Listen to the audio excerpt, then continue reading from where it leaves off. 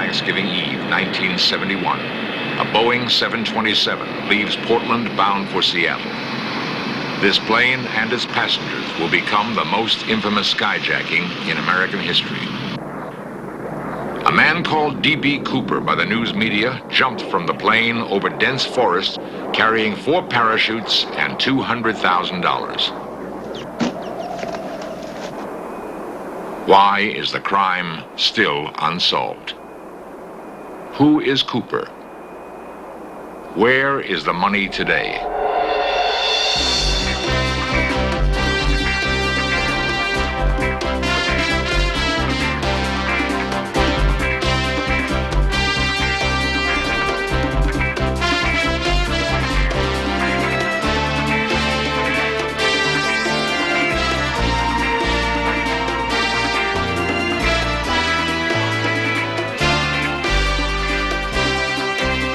This series presents information based in part on theory and conjecture. The producer's purpose is to suggest some possible explanations, but not necessarily the only ones, to the mysteries we will examine.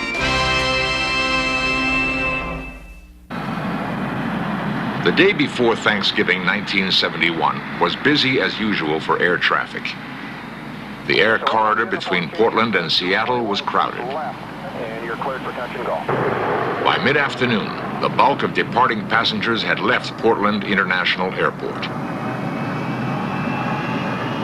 At approximately 2 o'clock, a man calling himself Dan Cooper arrived at one of the 7 entrances to the terminal.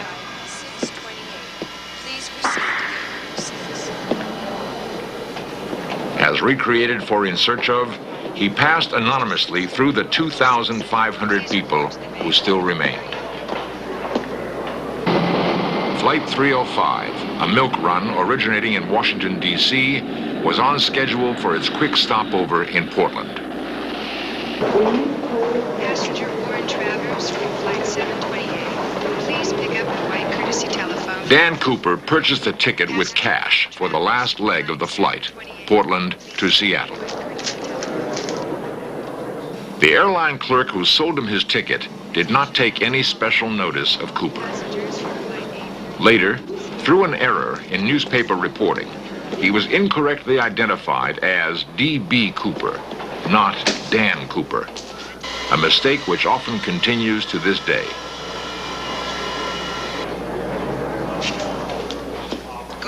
At 2:30, boarding began for Flight 305.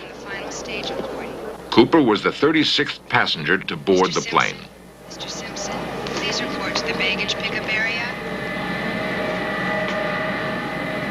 Loading of both cargo and passengers was complete by 2:45. The 727 carrying Cooper and his fellow passengers swung out onto the airport runways in the early twilight. Portland Tower cleared Flight 305 for takeoff at 2:58 p.m. The plane was lifting off when Cooper approached the stewardess and gave her a note. It demanded $200,000 in $20 bills and 4 parachutes. Everything was to be delivered to him when the plane landed in Seattle. The skyjacker calling himself Cooper was the first American to hold a plane and its passengers for ransom. He established the dangerous precedent of air piracy for financial extortion, which is still copied by many terrorists today. But in Cooper's case, it was an act of pure greed. It was not a social protest, not an outcry for political justice. Cooper's only motivation was the money. The way in which he carried out his crime was coldly calculated. He reinforced his demands by opening a briefcase and showing the stewardess what appeared to be a bomb. The stewardess reported directly to the captain, who then communicated the skyjacker's demands to the airlines and the FAA. Ralph Himmelsbach, an FBI veteran with 29 years service, was notified of a skyjacking in progress.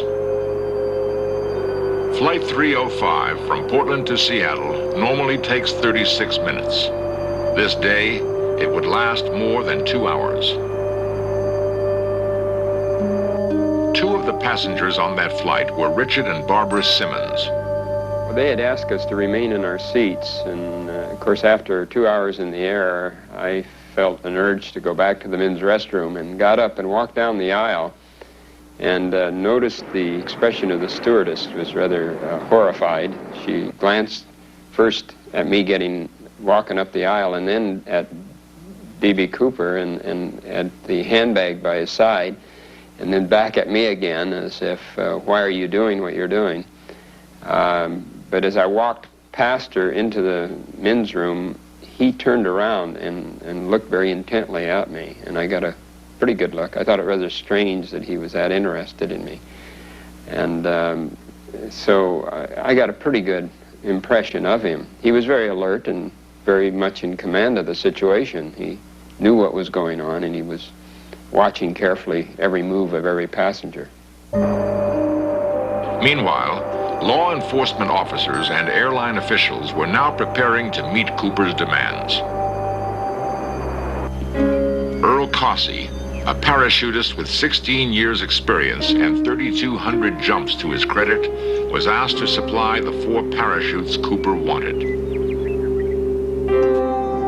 By 3:34, Captain Robert Scott was circling the Seattle-Tacoma International Airport, while airline officials collected the $200,000 from a group of Seattle banks. Cossey was quickly preparing the parachutes to be delivered to Cooper. By mistake, one was a ground training chute with its panels sewn shut, thus making it defective.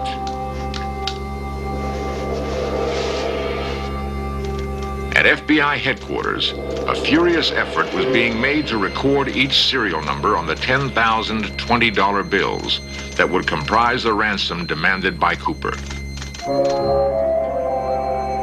The plane finally landed in Seattle at 5:46 p.m.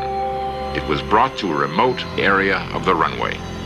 When we finally did land, we landed way off in the far end of the field, which I felt was just a way that showed that he had engineered things so that there was just no possible thing that could have gotten in his way.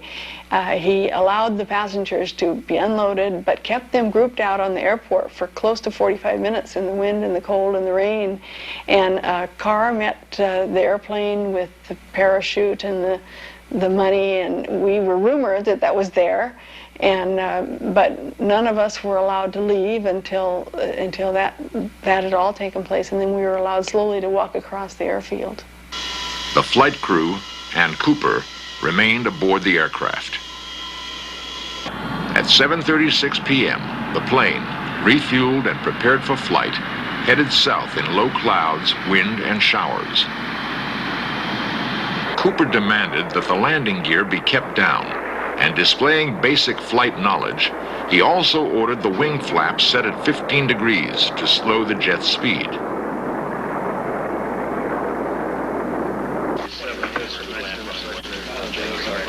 The Air Force scrambled jet fighters from McChord Air Force Base near Tacoma to follow the plane from a safe distance.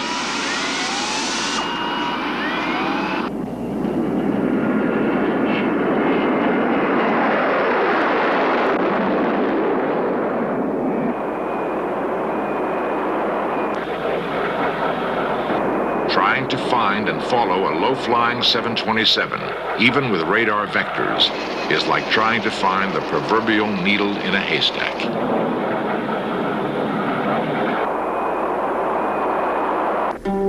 About 20 minutes later, Cooper ordered the entire crew to stay locked in the front of the plane.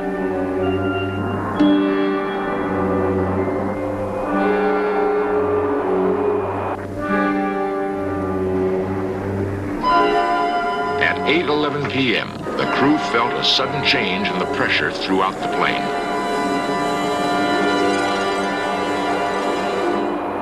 Because of the inclement weather, no one, including the Air Force jets, ever saw Cooper jump or a chute open. The territory in which Cooper jumped was to be searched by planes, helicopters, and trackers on foot. Both Washington and Oregon possess some of the most impenetrable forests in the country. That Cooper would pick these areas may provide clues to his identity. For the present, all we have is an artist's rendering of his face. Who was Cooper?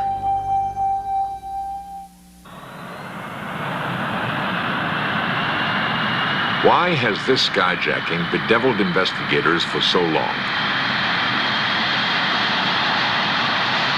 We will have to retrace the crime and analyze the incredibly complex strategy Cooper might have plotted. Meteorologists, expert parachutists, and the crew of Flight 305 were all questioned. That data and flight log information were fed into FBI computers. The FBI concluded that Cooper jumped in a 4 by 6 mile area near Merwin Dam. Merwin Dam, 313 feet high and 1,250 feet wide. It holds back the Lewis River in order to create Lake Merwin. When Cooper jumped, the dam was crowned with a series of brilliant lights. If Cooper could have caught some glimpse through the cloud layers, he would have been provided with an unmistakable landmark. He would have known exactly where he was. Les Nelson, sheriff of Cowlitz County, the supposed Cooper landing site, assisted FBI agents in coordinating the search by procuring a helicopter from Weyerhaeuser Paper Company in Longview, Washington. We searched the area up the Lewis River to the south into Clark County and north side of into Cowlitz County and made several passes.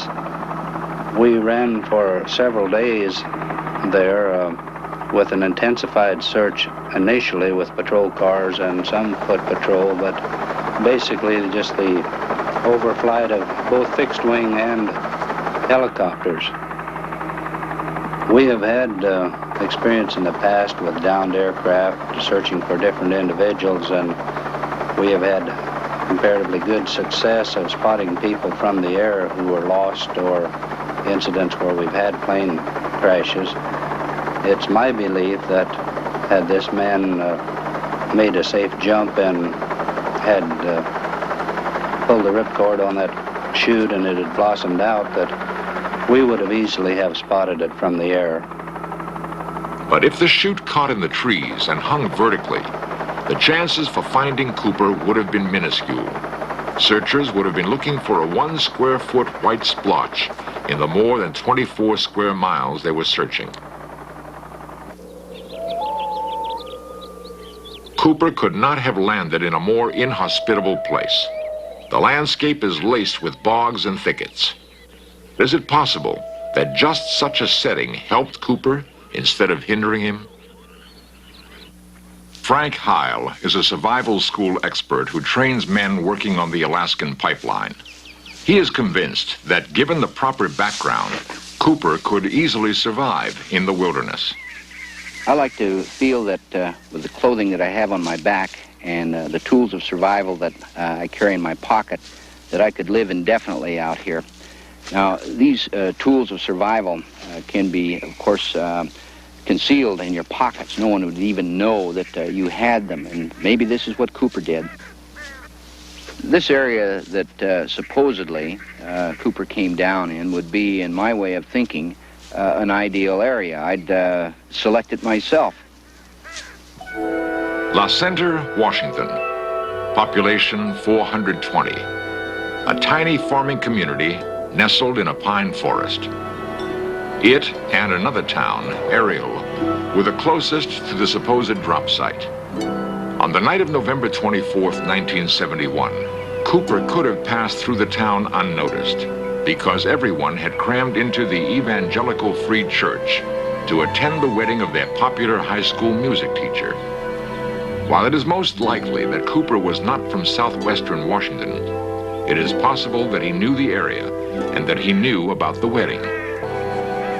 There is more. One highly questionable report concerns a light plane.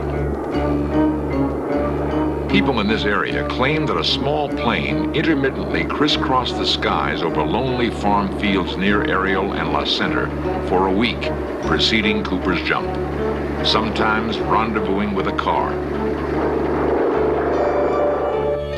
The mystery of who Cooper is may be unlocked by the man totally dedicated to finding the skyjacker. Ralph Himmelsbach, the FBI agent, still searches the area in his own plane. He believes Cooper was incapable of the intricate planning needed for the skyjacking. I think he was a desperate man, possibly had a criminal background. He was probably not very well educated. He may have been in a service capacity. He was wearing the type of clothing that would be worn by perhaps a bartender or a waiter. We don't know who he was, where he came from, or where he went. We may learn more about Cooper from the type of chute he chose.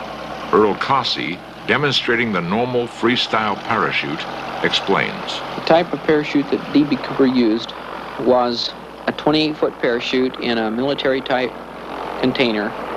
And this type of container and harness would be very, very difficult as far as finding the ripcord goes. In selecting this type of parachute, it would seem that he had some military background.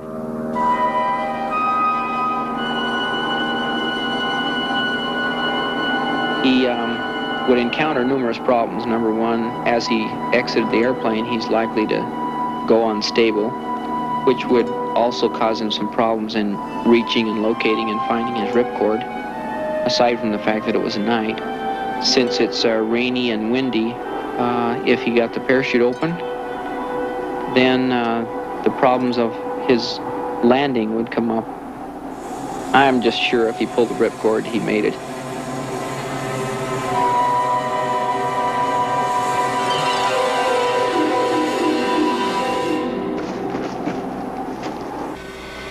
The sketchy evidence leads us to a peculiar but quite plausible conclusion. During the Vietnam War, 727s were extensively used. They turned up at both civilian and military terminals, carrying supplies and personnel. The 727 pilots were drawn from both Air Force and civilian sources. Cooper could have been any one of these pilots. If so, he would have had a familiarity with military parachutes and survival techniques. Who was Cooper?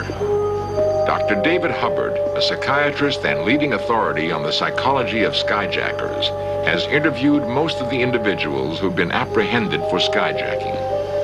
Hubbard has drawn a personality portrait of who he thinks Cooper is.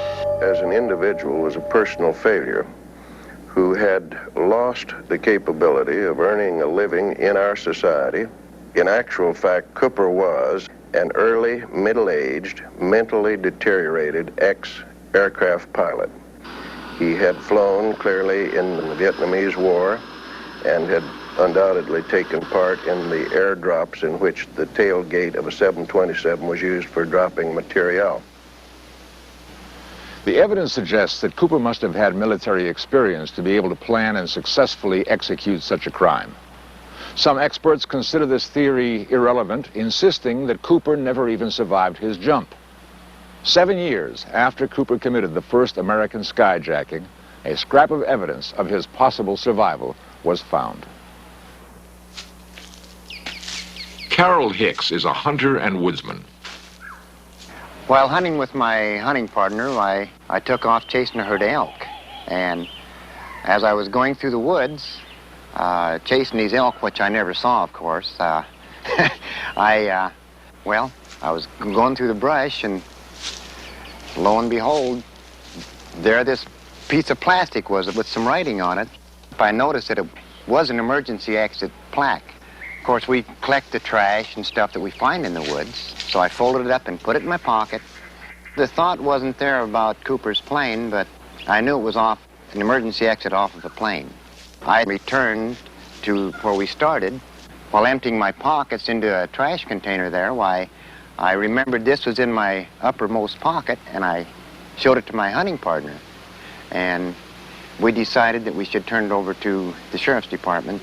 My personal thoughts are that when Mr. Cooper opened the door on the back of that jet that he was sucked out and fell to a very, very cold death somewhere up in the mountains there. For an instant, in February 1979, the police and FBI thought they had their man. 35-year-old Robert Wesley Rackstraw, arrested by the police on unrelated charges, was at first connected with the skyjacking. A few days later, law enforcement officers admitted he was completely cleared of the crime. To this day, Cooper, who he is, where he is, and where the $200,000 are, remain a mystery.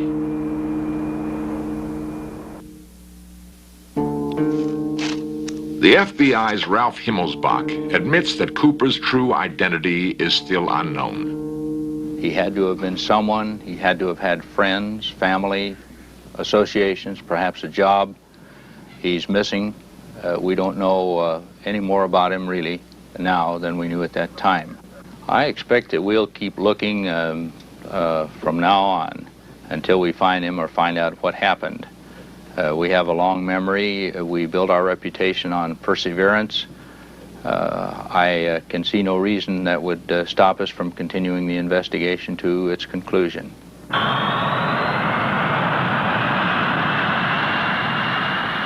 A federal indictment has been handed down in Portland against Dan Cooper, John Doe, for air piracy and extortion. So far, not $1 of the ransom has ever been found, nor the existence of a Dan Cooper ever been proven.